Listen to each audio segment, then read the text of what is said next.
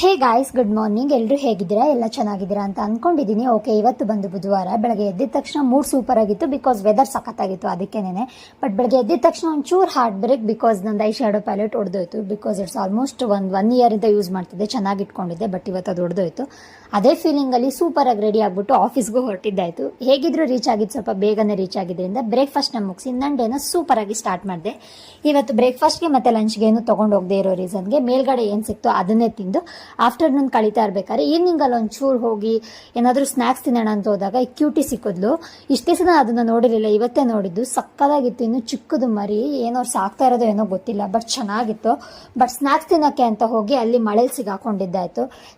ಹೇಗಿದ್ರೂ ಒಂದು 15 ಮಿನಿಟ್ಸ್ ಮೇಲೆ extra break ಇರೋಲ್ಲ ಅಂತೇಳಿ ಅದೇ ಮಳೆಯಲ್ಲಿ ಓಡೋಗಿ ಆಫೀಸ್ ಒಳಗಡೆ ಹೋಗಿ ಎಕ್ಸಾಕ್ಟ್ ಅಟ್ 6:15ಗೆ ಲಾಗೌಟ್ ಆಗಿದ್ದಾಯಿತು.